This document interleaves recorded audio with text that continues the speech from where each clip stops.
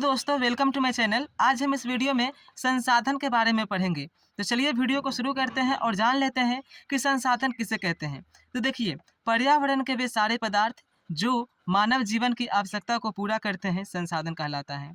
यानी कहने का मतलब है कि हमारे आस-पास जितने भी पदार्थ हैं, जितनी भी वस्तुएं हैं, यदि वे हमारी आवश्यकता को पूरा करते हैं तो वो क्या कहलाएंगे? संसाधन कहलाएंगे। जैसे में मोबाइल, मोबाइल क्या करता है? ये हमारी आवश्यकता को पूरा करता है। कैसे? तो मोबाइल से हम कोई स्टडी कर सकते हैं, मोबाइल द्वारा हम इंटरनेट चलाते हैं, इंटरनेट का उपयोग करके हम क्या करते हैं?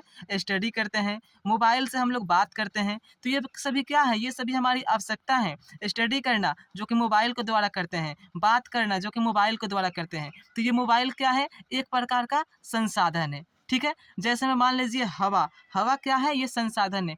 हवा क्या करता है? तो हमारी ज़रूरत जो ऑक्सीजन जो कि सबसे ज़रूरी है, ऑक्सीजन को पूरा करता है, तो हवा भी संसाधन है। ठीक है?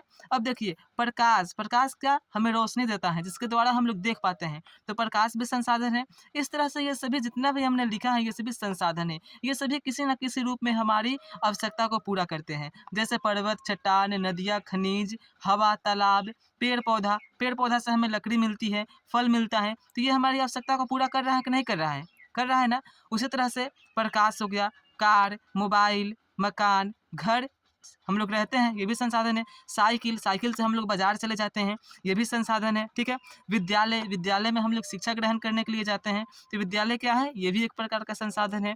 बाज़ार हो गया, बाज़ार से हमें फल एवं सब्जियाँ मिलती हैं। ठीक है?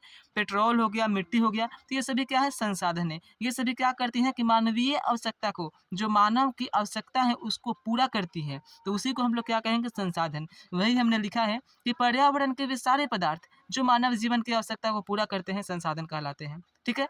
आपकी आवश्यकता को जो भी वस्तुएं, जो भी चीज़ें पूरा करती हैं वे क्या कहलाएंगे? संसाधन कहलाएंगे। जैसे में किताब हो गया, किताब क्या करती है? हमारी आवश्यकता को पूरा करती है। हम किसी टॉपिक को पढ़ पाते हैं, तो किताब क्या हो गया? एक तरह का संसाधन हो गया। ठीक है?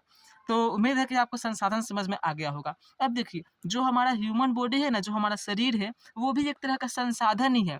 अब कैसे? तो देखिए, जो हमारा शरीर है हमारी आवश्यकता को पूरा करते हैं। हम अपने शरीर द्वारा किसी काम को करते हैं तो हमारी आवश्यकता पूरा होती है। जैसे मान लीजिए कि हम अपने शरीर द्वारा बोझा ढोते हैं, बोझा कभी-कभी ढोते हैं, ठीक है? उसके बाद हम कोई काम करते हैं, लेकिन ख़ास बात ये है कि मानव शरीर तो एक संसाधन है, लेकिन वो जिस संसाधन का उपयोग करता है, उसको वो खुद करता है। जैसे मान लीजिए कि हम बाज़ार गए, ठीक है? तो हम बाज़ार अपने शरीर से गए, वहाँ से सब्ज़ी लाए, लेकिन जो सब्ज़ी लाए हैं उसका उपयोग हम ही करेंगे। तो मानव शरीर किसी काम को करता है और उस काम का लाभ खुद उठाता है। इसीलिए मानव शरीर को सर्वोच्च संसाधन कहा जाता है। चलिए एक बार और देख लीजिए, जैसे मान लीजिए कि हम बाज़ार गए, ठीक है? बाज़ार गए सब्ज़ी लाने, तो मानव शरीर जैसे हमारा शरीर खुद जाता है, ठीक है? गए बाज़ार से सब्ज़ी लाए, लेकिन उस सब्ज़ी का उपयोग कौन करेगा? हम ही करेंगे। ठीक है? तो मानव शरीर अपने आप में एक सर्वोच्च संसाधन है। क्यों? क्योंकि देखिए, मानव शरीर स्वयं संसाधन है, क्योंकि इससे जीवन के अनेक कार्य किए जाते हैं और सबसे अलग है, यह स्वयं संसाधन होते हुए भी संसाधनों का उपयोग करता भी है। समझ में आ गया? अब देखिए, ज़िम्मरमैन एक भूगोलवेत्ता हैं, ठीक है? तो उन्होंने कहा है कि संसाधन हुआ नहीं करते, बना करते हैं। अब ये कितना सही है चलिए जान लेते हैं। सही बोले हैं कि संसाधन हुआ नहीं करते, बना करते हैं। कैसे? तो समझिए बात को। जैसे मान लीजिए कि संसाधन क्या है? पहले संसाधन समझिए। संसाधन वो है कि जो मानव की आवश्यकता को पूरा करता है।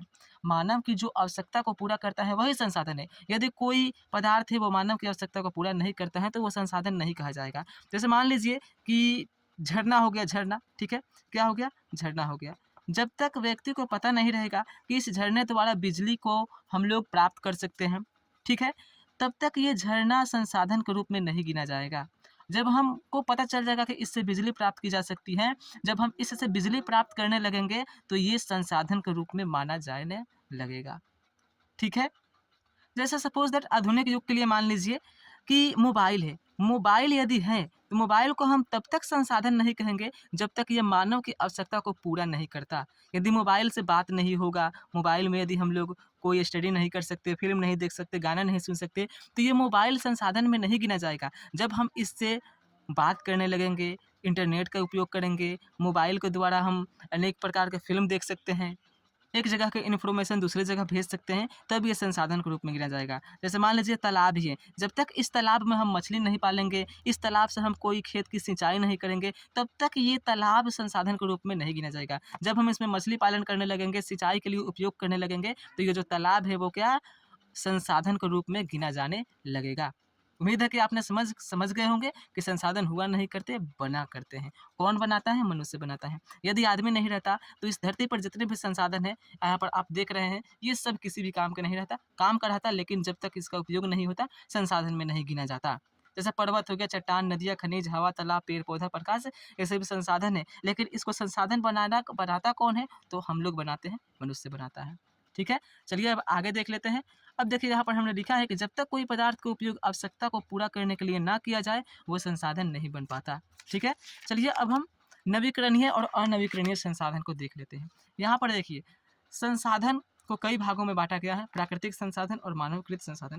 प्राकृतिक संसाधन जो कि प्राकृतिक द्वारा स्वयं उत्पन्न हुए हैं और मानवकृत जिसे मनुष्य ने बनाया है। ठीक है? प्राकृतिक संसाधन 2 तरह के होते हैं, नवीकरणीय और अनवीकरणीय। मानवकृत संरचना और गुण व मात्रा। नवीकरणीय संसाधन क्या है? देखिए, वातावरण में उपलब्ध सूर्य प्रकाश, हवा, तालाब, नदियाँ, पेड़-पौधे, समुद्र, वन्य जीव आदि नवीकरणीय संसाधन हैं। यह प्रकृति में अपने आप उपलब्ध हुए हैं। ठीक है? अनवीकरणीय संसाधन क्या है? तो एक बार समाप्त हो जाने के बाद जिस संसाधन को बनाना असंभव है, वे संसाधन अनवीकरणीय संसाधन है।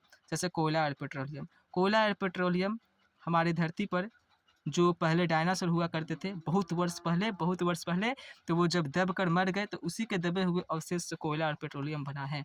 अब सोच लीजिए कि यदि यह खत्म हो गया, तो अब कोयला और पेट्रोलियम को बनाना समझिए तो असंभव है। जैसे यहाँ पर देखिए, अचक्रीय संसाधन में उसका विश्लेषण किया गया है कि कुछ धातु को बार-बार पिघलाकर उसका प्रयोग हो सकता है, लेकिन कोयला एवं तेल को एक बार जला देने पर बने राख से पुनः तेल बनाना संभव है। संभव है ना? अतः इसे अचक्रीय संसाधन कहते हैं। कोयला और पेट्रोलियम को क्या कहते हैं? अचक्रीय संसाधन। सतत उपलब्ध संसाधन क्या है? देखिए, वन और वन्य जीव-जंतु, तालाब और समुद्र में हमेशा जल उपलब्ध होते हैं, अतः इन्हें सतत उपलब्ध संसाधन कहलाते हैं। ठीक है?